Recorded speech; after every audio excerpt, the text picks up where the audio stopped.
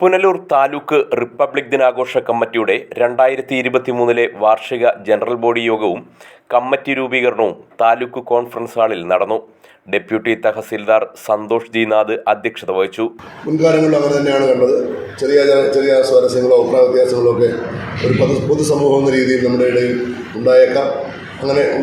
അങ്ങനെ ഉണ്ടായിട്ടുണ്ടെങ്കിൽ അതെല്ലാം പരസ്പരം ഈ ഒരു പരിപാടിയുടെ വിജയകരമായ നടത്തിപ്പിനാണ് എന്നുള്ള ആ ഒരു വിശ്വാസത്തോടെ നമുക്ക് പുതിയ വർഷത്തിൽ നമ്മുടെ റിപ്പബ്ലിക് ദിനം ആഘോഷിക്കുന്നതിനായി വളരെ ഭംഗിയായിട്ട് ആഘോഷിക്കുന്നതിനായി എല്ലാവരും ഒത്തൊരുമിച്ച് മുമ്പോട്ട് പോകണം എന്ന് മാത്രമാണ് എനിക്ക് പറയാനുള്ളത്.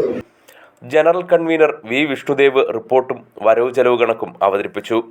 മുനിസിപ്പൽ ചെയർപേഴ്സൺ ബി സുജാത ആശംസ അറിയിച്ചു.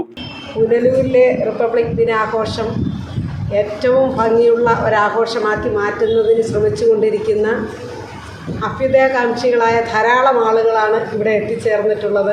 നമ്മളൊരു പക്ഷേ കഴിഞ്ഞ തവണ കമ്മിറ്റിക്ക് വരുമ്പോൾ ഉള്ളതിനേക്കാൾ കൂടുതൽ പ്രാതിനിധ്യം ഇന്നത്തെ നമ്മുടെ കമ്മിറ്റിയിലുണ്ട് എന്നുള്ളത് തന്നെ വളരെ നല്ല ഒരു ലക്ഷണമായി നമുക്കതിനെ കാണാം. കാരണം ഇത്തരം കാര്യങ്ങളിലൊക്കെ ഇടപെട്ട് മുന്നോട്ട് പോവുക എന്ന് പറയുന്നത് വളരെയേറെ നമ്മൾ ഏറെ താല്പര്യമെടുത്ത് ചെയ്യുന്ന പ്രവർത്തനങ്ങൾ. ഒരു ആഘോഷ കമ്മിറ്റി രൂപപ്പെടുത്തി അതിൻ്റെ പ്രവർത്തനങ്ങളെ നടത്തി മുന്നോട്ട് കൊണ്ടുപോവുക എന്ന് പറയുന്നത് ചെറിയ കാര്യമല്ല. പുനലൂരിനെ സംബന്ധിച്ചിടത്തോളവും നഗരസഭയെ സംബന്ധിച്ചിടത്തോളവും ഏറ്റവും പ്രധാനപ്പെട്ട ഒരു കമ്മിറ്റി എന്ന നിലയിലാണ് ഞങ്ങളിതിനെ കാണുന്നത്.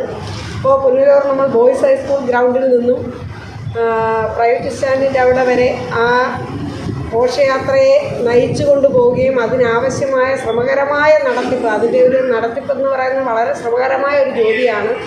വിവിധ തലങ്ങളിലുള്ള ആളുകളെ കോർഡിനേറ്റ് ചെയ്യുകയും അവരെയൊക്കെ ഒരുമിച്ച് നിർത്തി കൊണ്ടുപോവുകയും ചെയ്യുക എന്ന് പറയുന്നത് ചെറിയ കാര്യമല്ല. നമ്മളിവിടെ ഇപ്പോൾ ഒരു രാഷ്ട്രീയ വ്യത്യാസമോ മറ്റ് തലങ്ങളിലൊന്നും തന്നെ ഒരു വ്യത്യാസമില്ലാതെ ഒരേ ഒരു ലക്ഷ്യത്തോടു കൂടി മുന്നോട്ട് പോകുന്ന ഒരു സമിതി എന്ന നിലയിൽ, ഒരു ആഘോഷ കമ്മിറ്റി എന്ന നിലയിൽ അതിൻ്റെ പ്രവർത്തനങ്ങളെ ഏറ്റവും നല്ല നിലയിൽ മുന്നോട്ട് കൊണ്ടുപോകാൻ ആ ആഘോഷ കമ്മിറ്റിക്ക് കഴിഞ്ഞു എന്നുള്ളതാണ്.